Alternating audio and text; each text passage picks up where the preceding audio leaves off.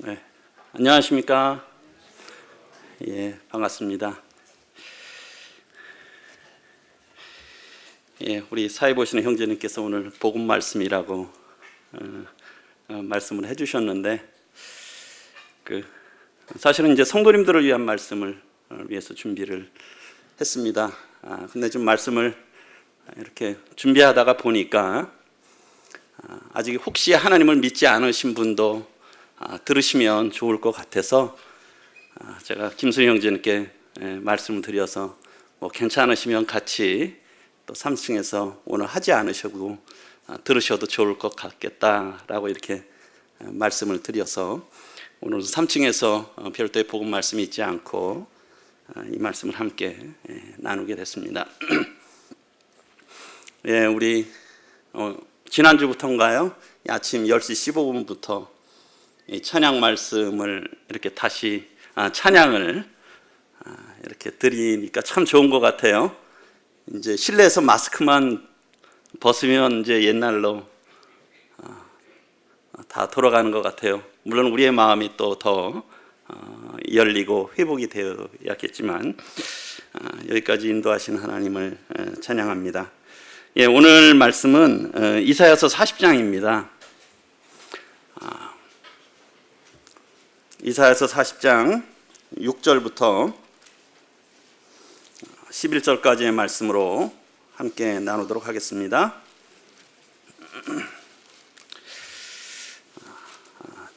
제가 제목을 무엇이라 외치리까 라고 이렇게 제목을 붙여봤습니다. 제가 6절부터 읽어드리겠습니다. 말하는 자의 소리여 이르되 외치라. 대답하되 내가 무엇이라 외치리까 하니 이르되 모든 육체는 풀이요 그의 모든 아름다움은 들의 꽃과 같으니 푸른 마르고 꽃이 시들면 여호와의 기운이 그 위에 붐이라. 이 백성은 실로 풀이로다. 푸른 마르고 꽃은 시드나 우리 하나님의 말씀은 영원히 서리라 하라. 아름다운 소식을 시온에 전하는 자여 너는 높은 산에 오르라. 아름다운 소식을 예루살렘에 전하는 자여 너는 힘써 소리를 높이라. 두려워하지 말고 소리를 높여 유다의 성읍들에게 이르기를 너희의 하나님을 보라 하라. 보라, 주 여호와께서 장차 강한 자로 임하실 것이요 친히 그의 팔로 다스리실 것이라. 보라, 상급이 그에게 있고 보응이 그의 앞에 있으며 그는 목자같이 양떼를 먹이시며 어린 양을 그 팔로 모아 품에 안으시며 젖먹이는 암컷들을 온순히 인도하시리로다. 여기 앞에 사진 누군지 잘 아시죠? 예, 요즘에 우리 송혜 선생님이죠. 95세 돌아가셨고 지난주에 돌아가셨고 이 발인식이 있었습니다. 참 95세 되실 때까지 이런 현역에서 실제 일을 하시고 또 나중에 이렇게 이야기를 들으니까 참 좋은 일들을 많이 하셨더라고요. 참 우리나라 많은 분들이 참 좋아하고 아마 존경하는 분이 아닐까 하는 그런 생각이 듭니다. 그래서 저도 이분이 다시 우리 흔히 아는 우리 아마 성도님들이 그걸 보기는 쉽지 않을 것 같아요. 맨날 예배 시간에 이게 있기 때문에 전국 노래자랑 예, 34년인가 그걸 MC를 보셨다고 하시더라고요. 그래서 또 다시 또 복귀도 하시느냐 막 그래서 저는 이렇게 빨리 돌아가실 줄 몰랐어요. 물론 비록 연세가 많으시지만 그래서 다시 또 일을 하실 수 있느냐 그런 이야기를 듣고 참 이분이 돌아가셨다는 소식을 듣고 참 놀라했는데요. 어쨌든 이분께서 이렇게 지난주에 이렇게 돌아가셨습니다. 그리고 우리 성도님들이 또 함께 기도해 주시고 함께 다녀왔는데요. 우리 박영두 부치님 장례식이 지난주에 있었죠. 금요일 발인식을 이렇게 마쳤습니다. 이 부치님께서 6월 7일 날 화요일 날 이 저녁에 소천을 하셨는데요. 예, 지난 5월 22일 날 추영재님께서 방문하셨을 때 찍으신 사진이라고 하시더라고요. 돌아가시기 2주 전에 사진입니다. 안동교회를 다녀오신 성도님들은 아시겠지만 2층 계단이 참 좁고 참 가파라요. 올라가기가 쉽지 않습니다. 젊은 저 같은 사람도 올라갈 때 굉장히 조심해야 돼요. 내려올 때도 조심하고. 그런데 부처님께서 돌아가시기 2주 전에 기력이 참 없으신데도 참 내가 죽어도 예배드리다가 죽어야 되겠다. 그런 마음의 참 굳은 결심과 이 소원을 가지시고 2주 전에 이렇게 예배 이렇게 함께 하셨습니다. 이 사진은 제가 작년 5월 달에 우리 권준희 형제님과 안동교회를 방문했을 때 한번 기록을 좀 남기고 싶어가지고 제가 부처님과 좀 이렇게 사진을 그때 찍었습니다. 우리 모치님하고 김영기 모치님하고 박영두 부처님, 이 안동교회 밑이 안동교회 바로 아래에서 이 계단으로 이렇게 올라가시는데요. 비록 연세는 이제 올해 85세로 소천하셨지만 제가 작년 가을에도 한번 갔었지만 이때까지만 해도 그래도 굉장히 귀는 잘 안 들리셨지만 건강하셨어요. 자전거도 좀 타실 수 있으셨고 그리고 또 예배 귀는 잘 안 들리시고 그렇지만 또 찬양도 드리시고 예배도 준비해 오시고 또 식사도 잘 하시고 그래서 좀 장수하실 것 같은 그런 마음이 제 마음에 들었습니다. 그런데 이제 지난주에 갑자기 이제 소천하셨다는 소식을 듣고 저도 좀 놀랬죠. 건강하셔서 더 이렇게 사실 줄 알았는데. 그래서 제가 이런 송해 선생님이나 이런 부처님의 이런 소천 소식을 듣고 또 이런 주일 말씀을 이렇게 계속 생각하면서 참 어떤 말씀으로 이렇게 나눠야 될까 하면서 제가 오늘 읽어드렸던 이 말씀이 생각이 났습니다. 6절 보시면 말하는 자의 소리여 이르되 외치라 대답하되 내가 무엇이라 외치리까 하니, 다른 성경에 보면 이렇게 되어 있습니다. 그 소리가 이르되 외치라 하니 그가 이르기를 내가 무엇이라 외치리까. 여기 말하는 자의 소리는 하나님의 음성, 하나님의 소리로 보여집니다. 그리고 그 음성이 이사야에게 이렇게 명령하신 것으로 보여집니다. 그래서 이사야에게 외치라라고 하나님께서 명령하신 것이죠. 외치라. 그랬을 때 그냥 우리가 외치라 그러면 그냥 무조건 아무거나 외치면 됩니까? 아니잖아요. 그래서 이사야가 이렇게 질문을 합니다. 내가 이렇게 무엇이라 외치리까? 참 이것이 중요한 것 같습니다. 저도 하나님의 말씀을 대언하는 자지만 이 교회 가운데 하나님의 말씀을 대언할 때, 선포할 때 제 생각을 전하면 되겠습니까? 제가 말씀드리고 싶은 거 그게 아니잖아요. 그렇죠? 제가 아까 교사들하고도 그런 얘기를 했는데요. 교사들이 주일 학생들이나 학생의 말씀을 전할 때 내가 하고 싶은 얘기가 아니라 하나님께서 원하시는 말씀이 무엇이냐, 선포하시기를 원하시는 말씀이 무엇이냐 하는 그런 태도를 갖는 것이 참 중요한 것 같습니다. 하나님, 과연 내가 무엇이라고 외쳐야 되겠습니까? 하나님께서 원하시는 말씀이, 그리고 오늘 또 이 주일에 이 교회에 선포되어야 될 말씀은 무엇이겠습니까? 이사야는 이 하나님 앞에 질문합니다. 제가 무엇이라고 외쳐야 되겠습니까? 그래서 하나님께서 참 답을 주시잖아요. 하나님께서 그가 외쳐야 될 것에 대해서 말해야 될 것을 말씀을 해주시는 것을 보게 됩니다. 그래서 6절 하반부에 보게 되면 이르되 외치는 데 무엇이냐. 첫 번째로는 모든 인생은 무엇이다 하고요. 모든 인생은 풀이라. 이르되 모든 육체는 풀이요 그의 모든 아름다움은 들의 꽃과 같으니 푸른 마르고 꽃이 시들문 여호와의 기운이 그 위에 붐이라. 이 백성은 실로 풀이로다. 하나님, 제가 무엇이라고 외쳐야 되겠습니까? 했을 때 첫 번째 내용이 무엇이라고요? 모든 인생은 다 풀이다라고 하는 겁니다.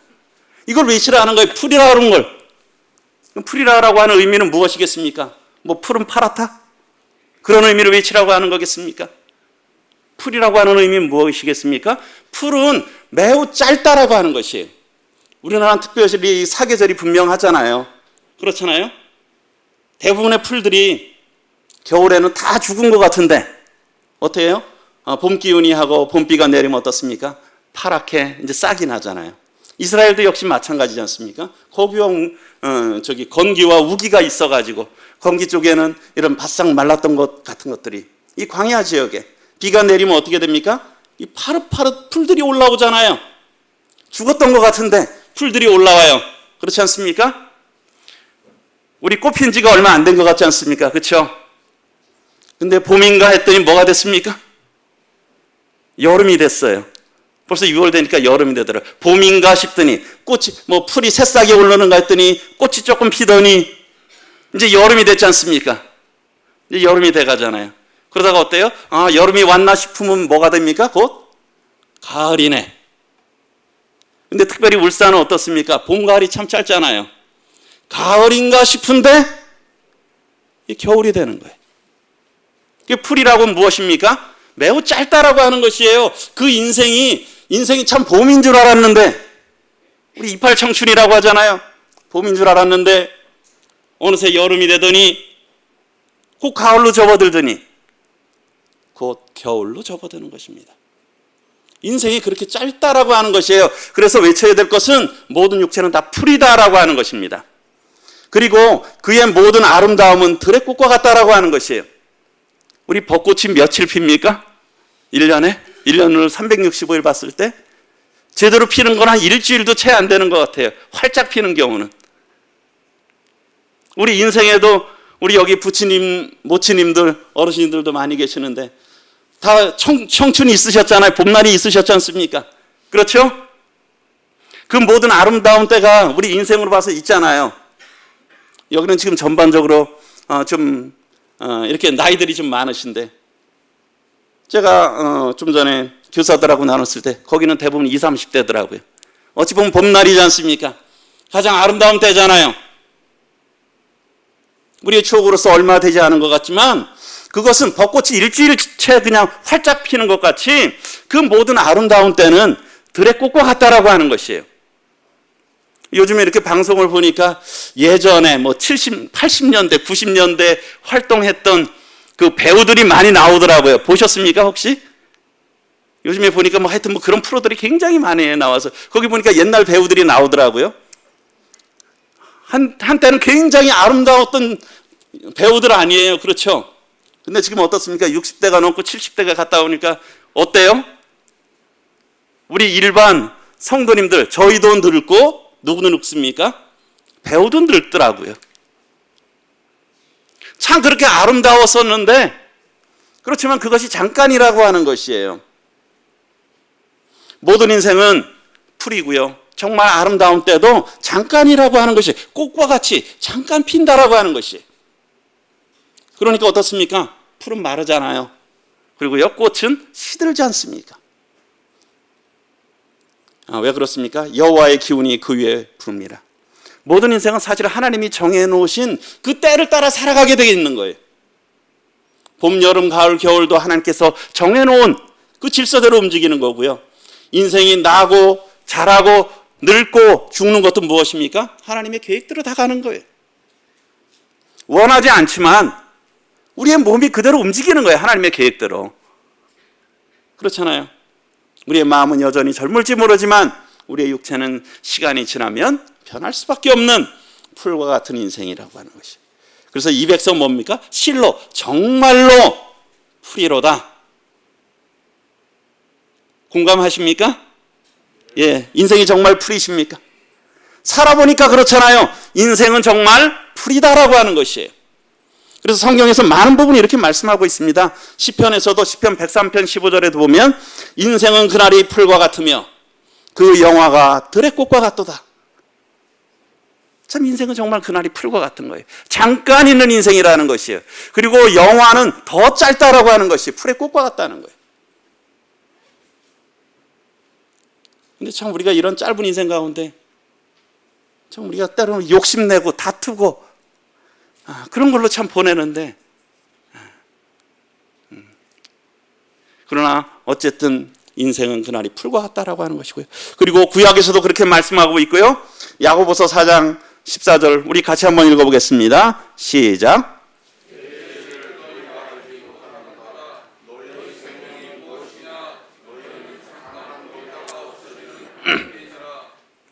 예, 그 얼마 전에는 우리 배우 강수연이라고 하는 분, 여기 계신 분들은 다 잘 아시죠? 대부분 한국의 대표적인 여배우 아닙니까? 그렇죠?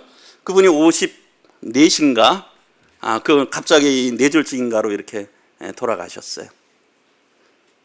내일 일을 너희가 알지 못하는도다. 우리가 내일 일을 알 수가 없어요. 물론 나이 드신 분들이 먼저 돌아가실 그런 가능성이 높을 수도 있지만, 젊은 사람이나 나이 든 분들이나 우리가 내일 일을 알 수 없다라고 하는 것입니다. 돈이 많으나 돈이 없으나, 인기가 좋으나 인기가 없으나, 권력이 있으나 권력이 없으나, 모든 인생은 다 내일 일을 너희가 알지 못하는도다. 너희 생명이, 여기서 말씀하고, 너희 생명이 과연 무엇이냐? 우리 생명이 가장 중요하지 않습니까? 그렇죠? 생명이 가장 중요하잖아요.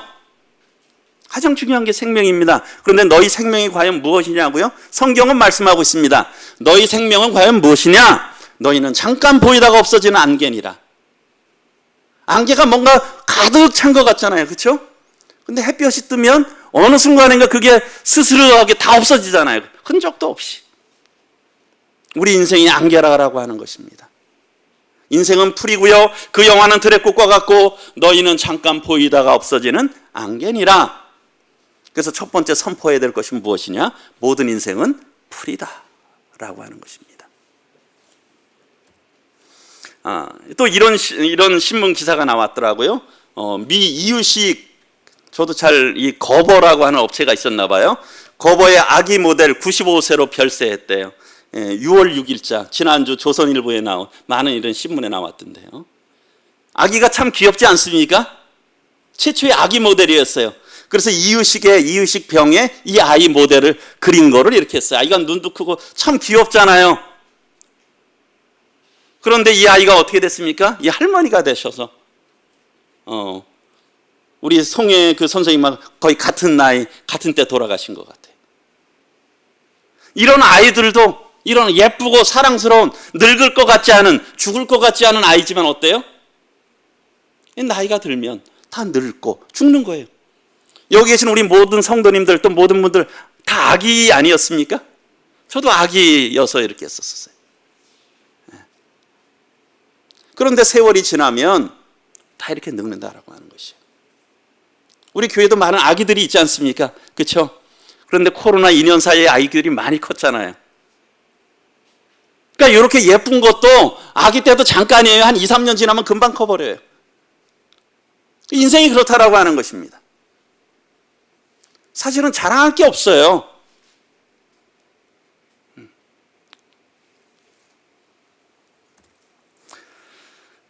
그래서 그 다음에 이사야서 40장 12절부터 하반부에 보게 되면 하나님이 얼마나 위대하신지, 또 인생이 얼마나 연약한지, 열방이 얼마나 작은지에 대해서 계속 말씀하고 있어요.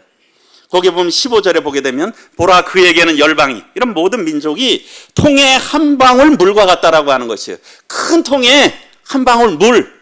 우리 민족들이 대단한 것 같잖아요. 우리 미국이나 러시아나 중국이나 우리 강대국들 많이 있잖아요.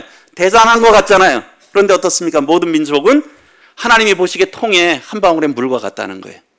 별것 아닌 인생이라는 것이죠. 그리고 저울에 닿는 어떤 작은 티끌, 먼지와도 같고, 이런 섬들은 떠오르는 먼지 같다라고 하는 것이.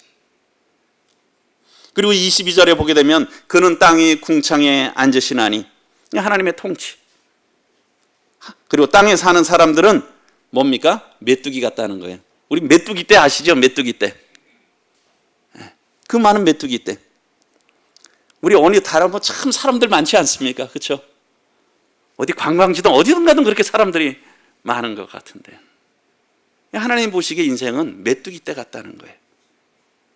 그래서 하나님 앞에서 우리 인생이 뭔가 대단한 것 같지만, 우리 자신이 뭔가 아는 것 같고, 뭔가 뛰어난 것 같고, 뭔가를 가진 것 같지만, 뭔가를 하는 것 같지만, 우리 인생은 사실 아무것도 아닌 인생이라고 하는 것이에요.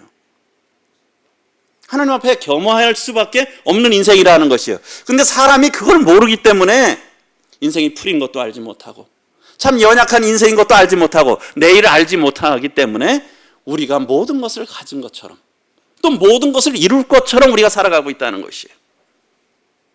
우리 하나님 앞에서 겸손해야 됩니다. 그래서 첫 번째 말씀하고 있습니다. 외쳐라. 무엇을 외치리까? 모든 인생은 풀이다라고 하는 겁니다. 우리 모든 인생은 풀이에요. 그런데 두 번째 외칠 것은, 우리 8절 같이 한번 읽어보겠습니다. 시작.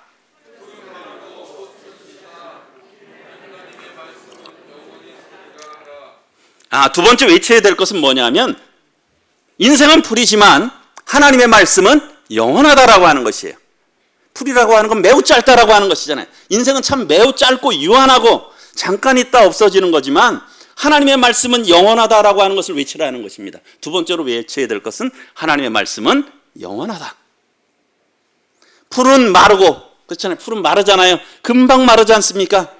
뭔가 아주 푸르르, 지금 한창이잖아요. 풀들이 한창인 것 같은데, 가을 되고 서리가 내리면 어떻습니까? 금방 말라버리잖아요. 풀은 마르고 꽃은 예쁜 것 같은데 금방 시들잖아요. 풀은 마르고 꽃은 시들지만 어떻습니까? 감사가 되지 않아요? 우리 하나님의 말씀은 영원히 서리라 하니라. 그냥 인생에 대해서, 인생은 풀이다라고 해서 외치고 끝나면 얼마나 불쌍한 인생입니까? 그렇죠? 인생은 풀이야. 거기서 끝난다면 우리는 허무주의에 빠질 거고요. 그럼 아니면 그냥 이 짧은 인생 어떻습니까? 노세 젊어서 노세, 늙어지면 못 노나니, 그렇게 하는 거 아니에요? 쾌락주의에 빠지는 거잖아요. 인생은 참 풀이고 참 짧지만 영원한 것이 있다라고 하는 겁니다. 하나님의 말씀은, 우리 하나님의 말씀은 영원히 선다라고 하는 거예요. 그분의 말씀이 영원히 선다라고 하는 거예요. 그분의 나라가 영원하다라는 것이죠. 주님께서 누가복음 21장에서 마지막 때를 말씀하면서 또 이렇게 말씀하셨어요. 내가 진실로 너에게 말하노니 이 세대가 지나가기 전에 모든 일이 다 이루어지리라. 주님의 말씀의 성취를 말씀하시면서, 천지는 없어지겠으나, 하늘과 땅은 없어지겠지만 내 말은 없어지지 아니하리라. 우리 천지는 참 사람에 비하면 오래잖아요. 그렇죠? 천지는 참 오래지만 그 천지, 사람은 고사하고 천지도 없어지겠지만 내 말, 하나님의 말씀은 없어지지 않고 영원히 선다라고 하는 것입니다. 우리 참 은혜로운 말씀인데요. 우리 베드로전서 1장 24절 25절 같이 한번 읽어보도록 하겠습니다. 시작.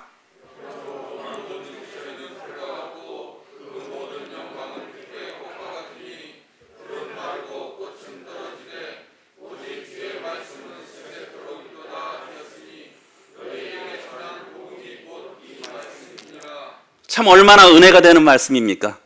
그렇지 않습니까? 모든 육체는 정말 풀과 같고요, 그 모든 영광은 풀의 꽃과 같기 때문에 풀은 마르고 꽃은 떨어지지만 오직 주의 말씀은 세세토록 있도다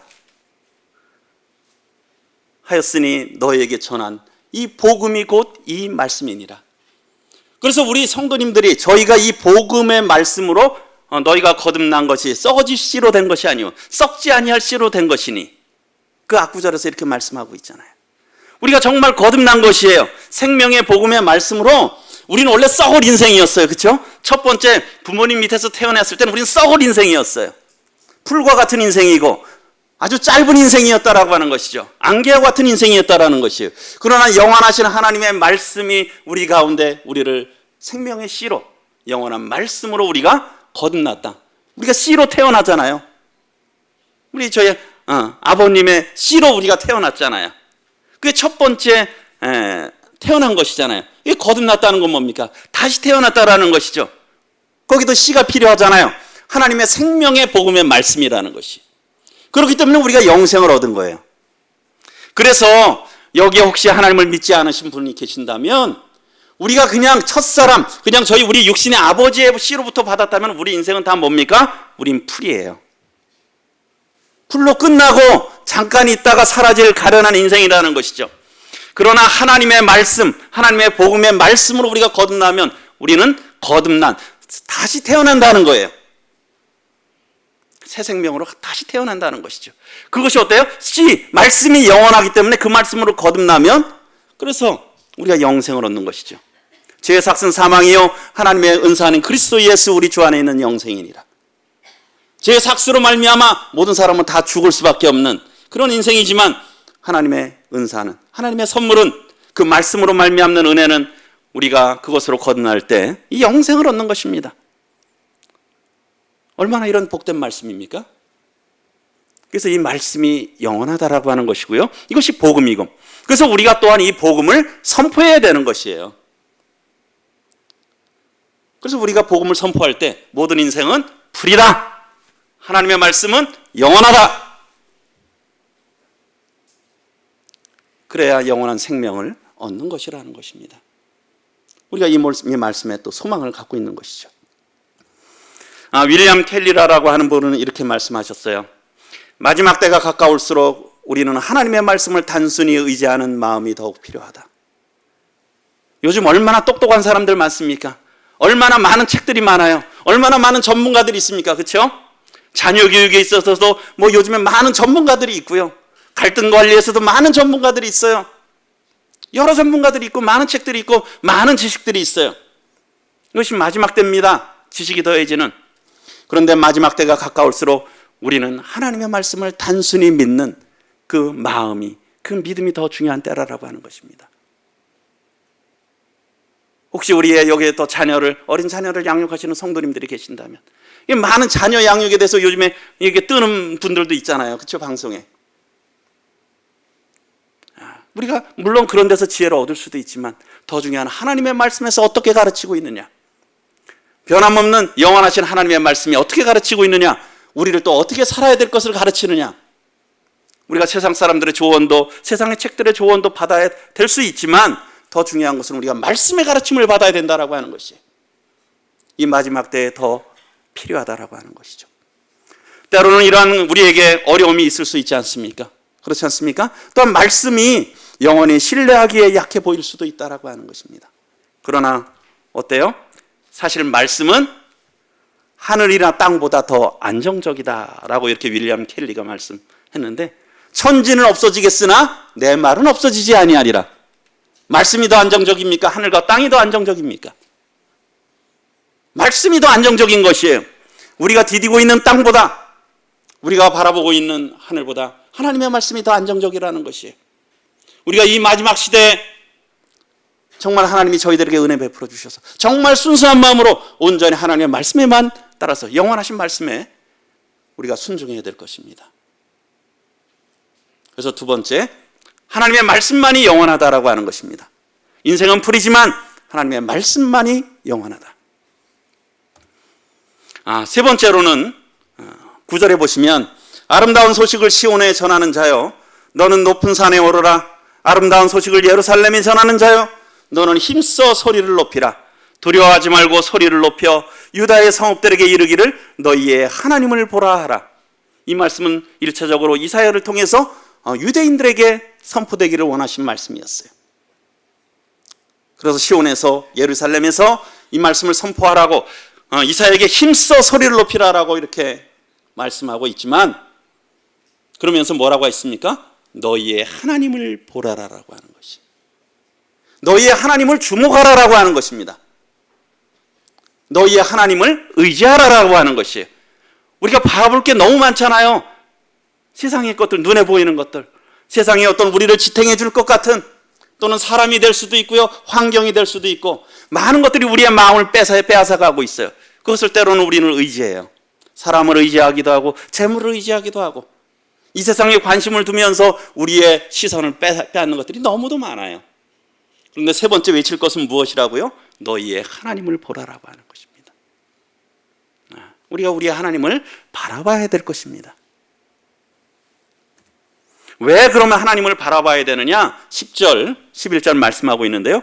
보라, 주 여호와께서 장차 강한 자로 임하실 것이요 하나님께서 장차 강한 자로 임하실 것이요 친히 그의 팔로 다스리실 것이라.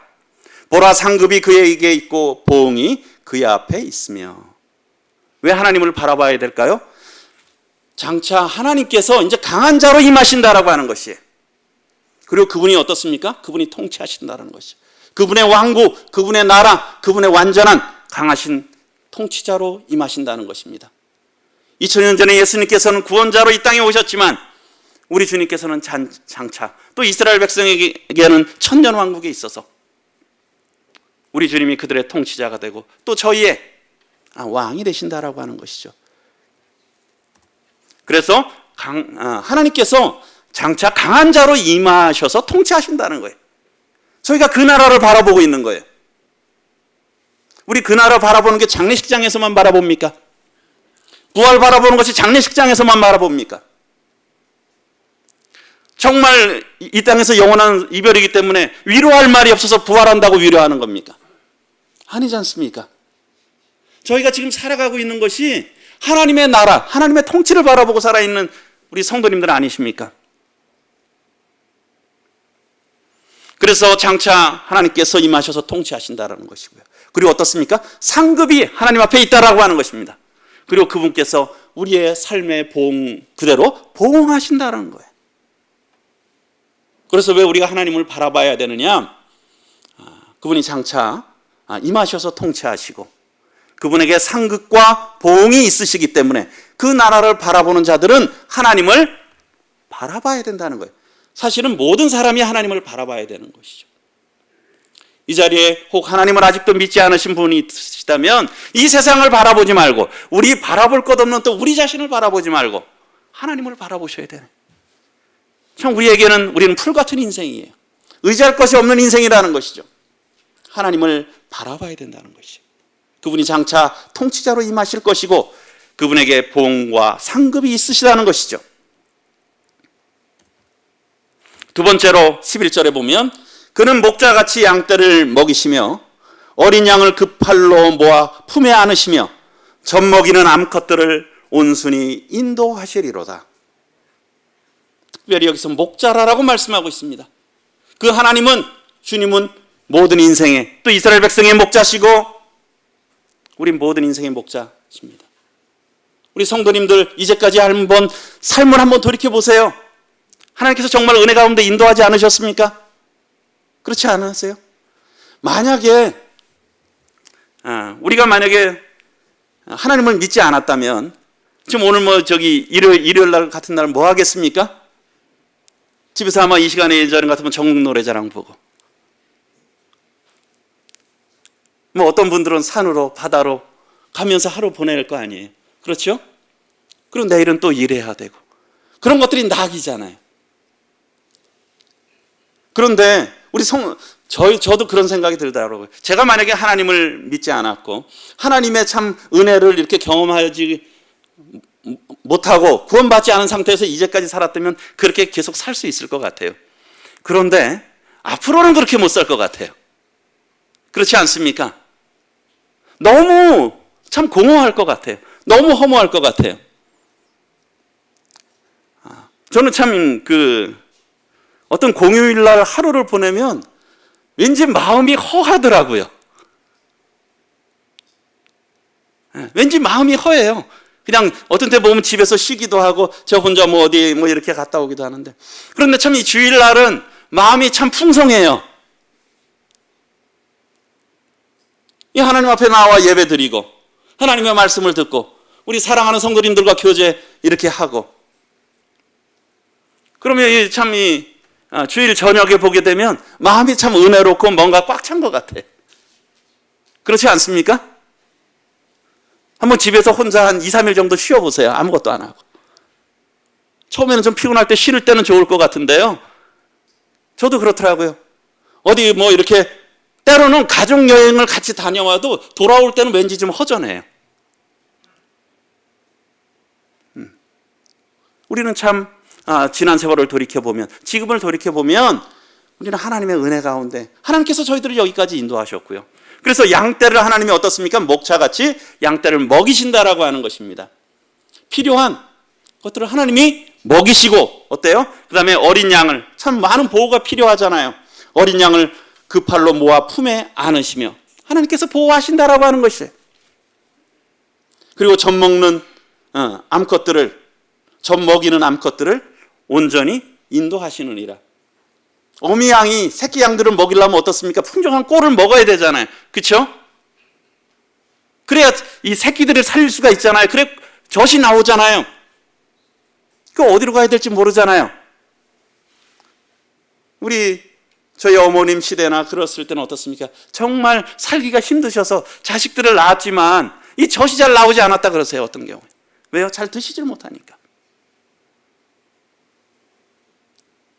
먹을 것이 없던 그런 것들에 대한 고민이 아마 우리 부치님, 모치님 또 60, 70년대 그런 고민들이 있으셨을 거예요. 앞으로 인생은 어떻게 살아야 되나? 어디 가서 무엇을 해서 이 자식들을 먹여 살릴까? 고민이 많잖아요. 그런데 하나님께서는 그 암컷들을 온순히 인도하시리로다. 하나님께서 참 이런 가장 선한 길로 인도하시는 목자 같으신 분이라고 하는. 그래서 양떼를 먹이시고 연약한 자들을 품으시고 또 그 양떼를, 양무리를 인도하시는 하나님이시라는 것이, 그것이 저희가 지금까지 경험해 오고 있지 않습니까? 그래서 너희의 하나님을 보라라고 하는 것이에요. 너희의 하나님을 의지하라라고 하는 것입니다. 우리 인생은 참 연약합니다. 지난 10월은 하나님이 참 잘 인도하셨는데 앞으로는 또 걱정이 되는 거예요. 그렇지 않습니까? 그럴 수가 있다는 거예요. 근데 우리가 그래서는 안 된다는 것이죠. 그 하나님을 바라보라라고 하는 것입니다. 그래서 하나님께서는 목자같이 먹이시고 안으시고 또 인도하시는 하나님이시다. 그렇기 때문에 너희의 하나님을 보라라고, 의지하라라고 하고 그분께 주목하라라고 이렇게 말씀하고 있으신 겁니다.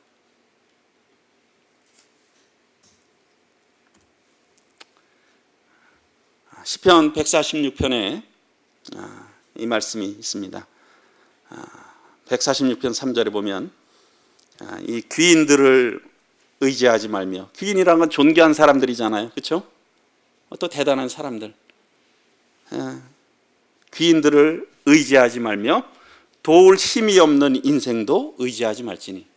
인생이요, 도울 힘이 없다라고 하는 것입니다. 그런 거 많이 느끼지 않습니까? 우리가 자식을 보호할래도 이제 뭐 할 수가 없어요. 너무 할 수 없는 게 많잖아요. 살다 보면 우리 스스로도 도울 힘이 없어요. 그럴 때 하나님께서 말씀하셨어요. 귀인들을 의지하지 말며 도울 힘이 없는 인생도 의지하지 말지니. 왜요? 그의 호흡이 끊어지면 흙으로 돌아가서 그날에 그의 생각이 소멸하리로다. 뭐 아무리 대단한 사람 같은, 그렇죠? 아무리 많은 재물을 갖고 있고 아무리 건강해 보이는 사람도, 아무리 많은 권력을 갖고 있는 것 같은 사람도 어떻습니까? 호흡이 끊어지면, 이사야서에 보면 너희는 인생을 의지하지 말라. 그의 생명은 호흡에 있나니 샘할 가치가 없다라고 말씀하고 있어요. 샘할 가치, 수에칠 가치가 없다라고 하는 거예요. 인생을 의지하지 말라. 그의 생명이, 그런데 단순한 우리 호흡이 한번 멈춰버리면 끝나는 거예요. 흙으로 돌아가는 겁니다. 돌아가는 거예요. 그래서 모든 것이 다 소멸해 버리잖아요.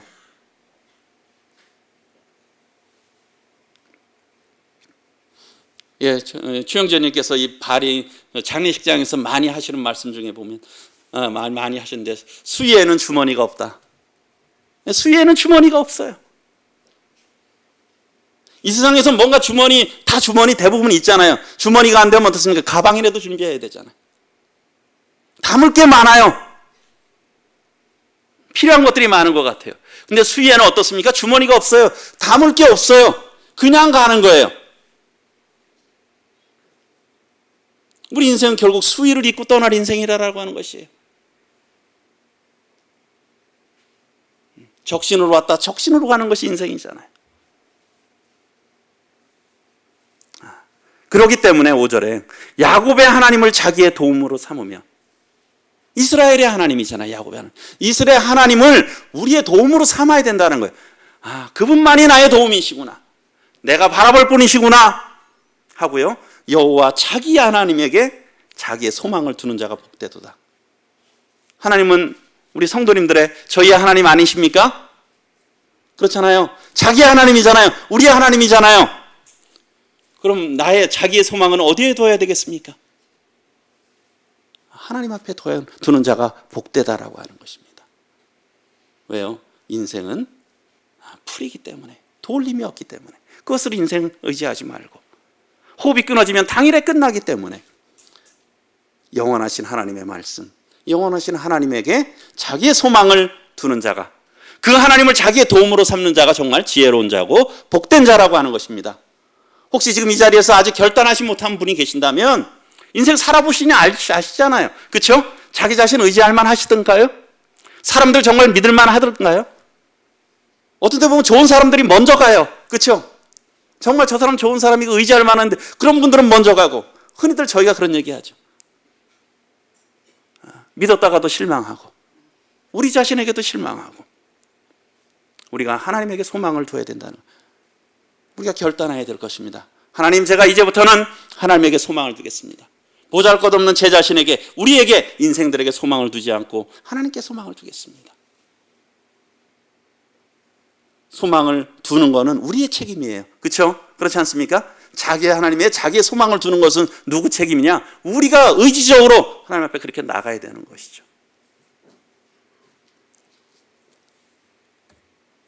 요약 및 교훈에 대해서 말씀드리겠습니다. 이사야서 40장 시작하면서 외치라라고 말씀하고 있어요.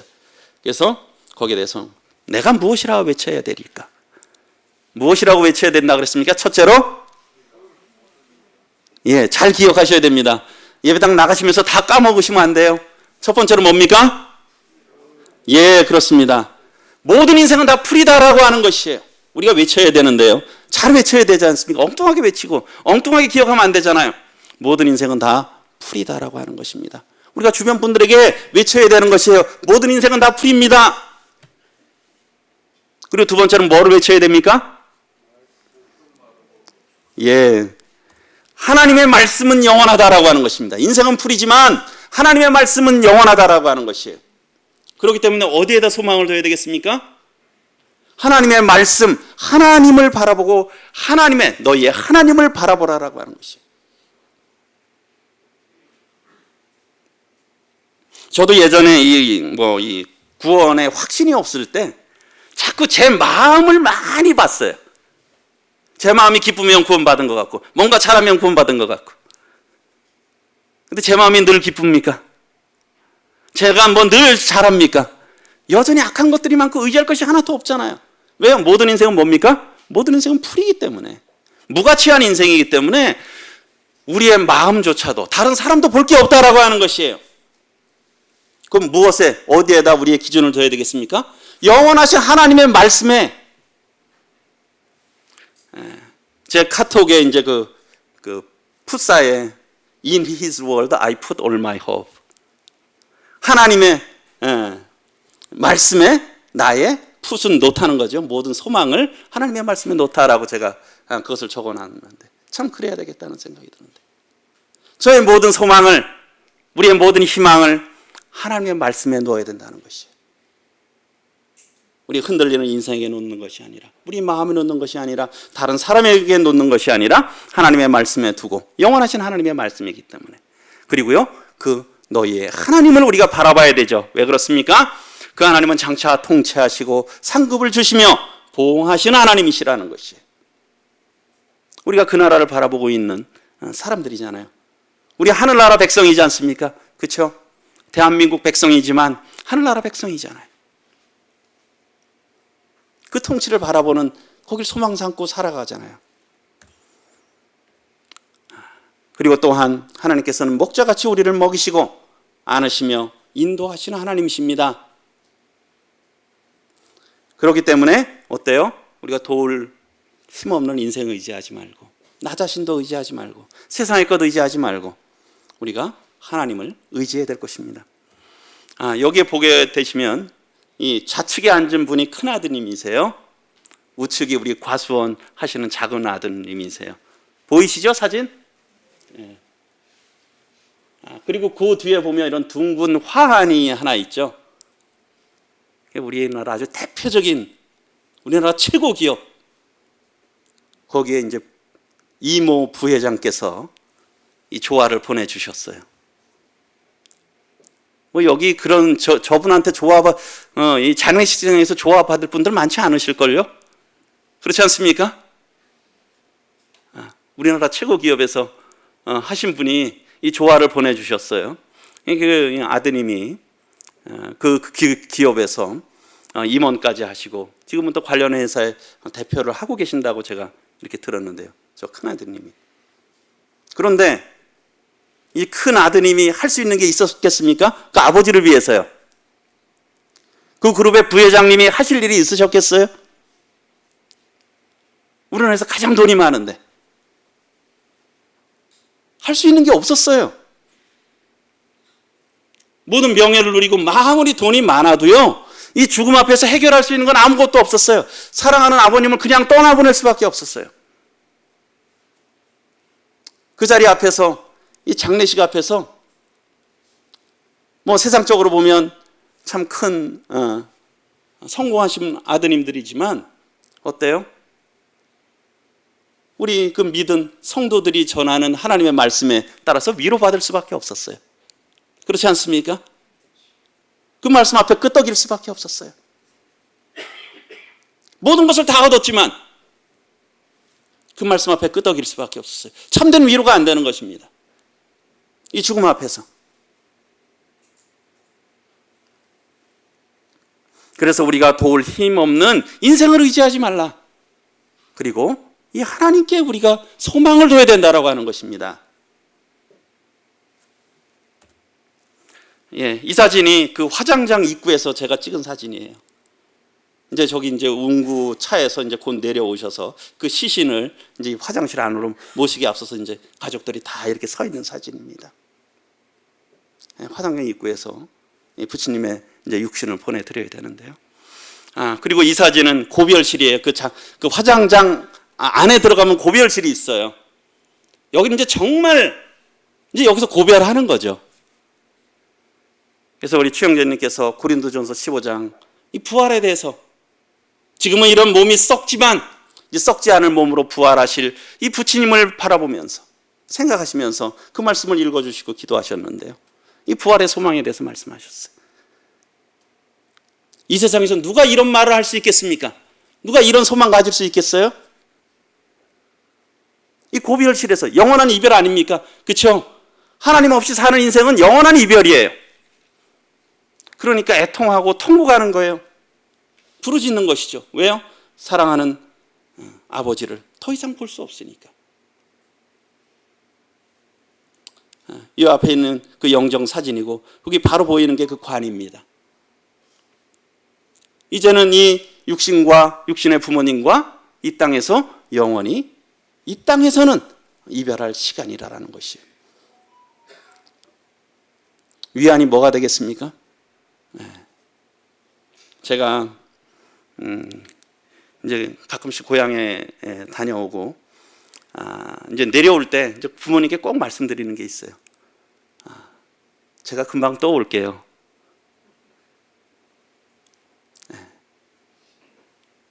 금방 좀 참 섭섭하시잖아요. 또 아들을 좀 강원도에서 이 울산까지 보내야 되는데 또 언제 볼지 잘 모르는데 제가 그래서 제가 또 금방 올게요.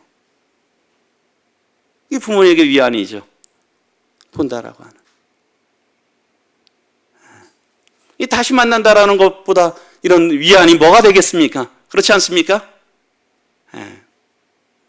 이 사랑하는 남편과 아버지를 잃어버렸는데 위안이 다시 뵙는다는 거예요. 부활이잖아요. 참 은혜 아닙니까? 저희가요. 그리고 여기가 이제 이 안쪽으로 저 문으로 이제 더 이상 여기서 가족들은 살아있는 사람은 더 이상 들어갈 수가 없어요. 이 직원들 빼놓고는. 여기 가면 고별실 앞에 이 화구예요. 그냥 거기 이제 그걸 집어넣는, 태우는. 이 자식들이 여기서 떠나시는 아버님의 육신을 바라보고 있는 것이죠. 근데 우리 누구나 다 이렇게 또한 사랑하는 이들을 떠나보내야 되고요. 그렇지 않습니까? 그리고 어때요? 언젠가는 또 저 자신도 제가 거기에 또 가족들을 두고 제가 유족들을 두고 제가 들어갈 날이 있겠죠. 그렇지 않겠습니까? 어제까지 방송하시던 분이 그냥 갑자기 돌아가시는 것이 인생이에요.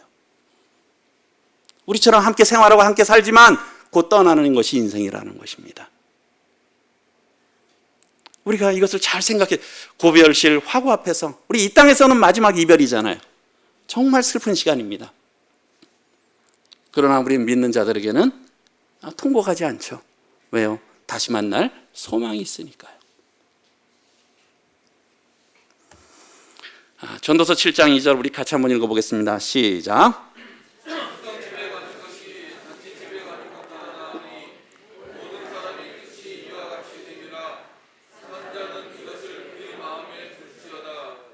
예, 제가 지난 목요일, 금요일은 초상집에 다녀왔고요.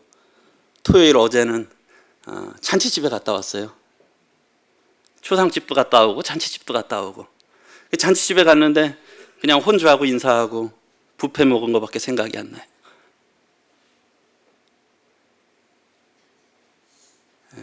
초상집에 가는 것이 잔치집에 가는 것보다 낫다는 거예요.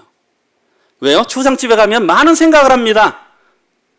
과연 인생이란 무엇인지, 언젠가는 내가 또 저 자리에 있지 않겠는가, 삶이란 과연 무엇인지. 왜요? 모든 사람의 끝이 이와 같이 됩니다. 우리 결혼 안 하는 사람들은 있잖아요. 그렇죠? 요즘은 결혼 안 하는 분들도 많은 것 같아요.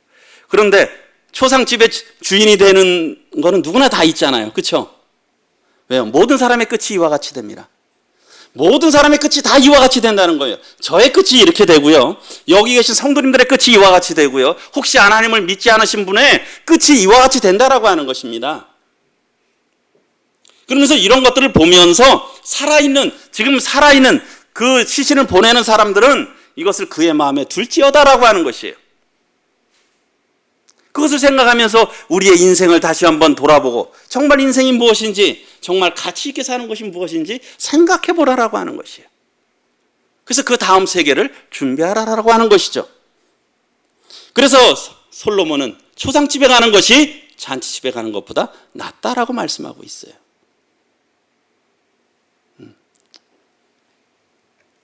우리 이런 말씀을 드려도 우리 성도님들에게는 참 위로의 말씀 아닙니까? 그렇죠? 참 안 좋은 말씀이 있는데 이 초상집의 말씀이 성도들에게는 정말 위로의 말씀이에요. 이 세상에서 죽음보다 싫은 게 뭐가 있겠어요? 그러나 성도에게는 위안이 되잖아요.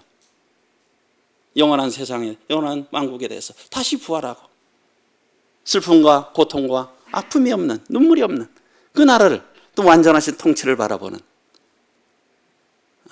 우리의 소망이 거기 있다라고 하는 것입니다. 산자는 이것을 그의 마음에 둘지어다. 저는 이 초상집의 마음을 제 마음에 둬야 될 것이고요. 그러니까 저도 이런 생각을 하면서 그래, 뭐 그렇게 크게 화낼 게, 물론 또 화를 또 낼 수도 있고 어떤 때는 크게 뭐 화낼 게 있으며, 크게 뭐 다툴 게 뭐가 있겠느냐, 크게 뭐 용서 못할 것이 무엇이 있겠느냐. 그리고 물론 우리가 열심히 일하고 뭔가를 해야 되겠지만 크게 싸우려고 집착할 것이 또한 무엇이 있겠느냐. 물질적인 것도 그렇고요. 사실 자리적인 것들도 그래요. 뭐 나라의 가장 높은 자리가 될 수도 있고요. 뭐 아니면 교회에서 역할도 있을 수 있지. 어떤 역할? 사실 큰 의미가 없어요. 그냥 그 당시에 하나님이 맡기신 만큼 그냥 하나님 앞에 감사하며 하나님 의지하며 맡긴 만큼 우리가 일하면서 섬겨가면서 기뻐하면서 살아가는 것이 우리 인생이 아닌가 생각이 듭니다. 그렇지 않아요? 네. 우리가 아무리 얻는다고 해도 그것이 영원한 것이 아니고 잠깐이라고 하는 거예요. 그래서 한 자는 이것을 그의 마음에 둬야 되는 것입니다. 예, 부시님과 모치님 사진인데요. 작년 5월에 그때 같이 찍은 사진입니다. 모치님의 이번에 장례식장에서 들었는데 김호세 형제님께 효석 형제라고 이렇게 몇 번 부르시면서 부치님의 유언이 두 가지가 있었어요. 하나는 사남매인데 아직 큰딸 빼놓고 나머지 세 자녀가 하나님을 믿지 않아요. 그 세 자녀가 정말 구원받았으면 좋겠다. 그게 유언이었어요. 세 자녀가. 이남 이녀였었는데, 그리고 또 하나는 안동교회를 위해서 염려하시는 거였어요. 부처님의 마지막은 두 가지였어요. 자녀들의 구원과 교회였어요. 그리고 참 이런 안동교회를 이렇게 갈 때마다 저도 몇 번 가봤지만 가장 먼저 오시는 분이 이 두 분이세요. 80 넘으신 분들이 오셔가지고 예배당 청소 1시간 전부터 해놓으시고, 저희 안동에서 저 같은 이런 젊은 형제들이 가면 참 이런 힘있게 악수해 주시고 환하게 받아주시고, 부처님께서 79세 2017년에 경주 학위 수양에 우리 교회에서 그때 구원 받으시고, 이제까지 하나님 거의 80 가까이 하나님 없이 사셨지만 노년에 정말 5, 6년은 참 돌아가시는 날까지 하나님 앞에 예배드리고, 참 교회를 어떻게 하면 이 작은아마 이렇게 할 수 있을까? 저 가시면 형제님이 거기 두 분밖에 안 계세요. 부처님하고 한 형제님, 김효석 형제님. 그러다 보니까 가면 부처님이 늘 찬양을 준비해 오세요. 선곡할 걸 한 2곡 정도 수습하고. 근데 부처님이 귀가 안 들리시다 보니까 이 찬양을 들을 때 박자 음정이 다 틀려요. 그냥 혼자 부르세요. 그리고 부처님께서 이 적어 오셔서 예배 제목을, 감사 제목을 하세요. 이 귀도 들리시지 않는 분이 그렇게 하나님 앞에 예배 드리셨다는 것이죠. 하나님이 기쁘게 보셨겠죠? 그렇죠? 예. 예.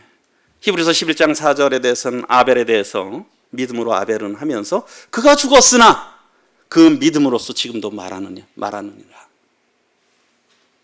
부처님께서는 참 이제 소천하셨어요.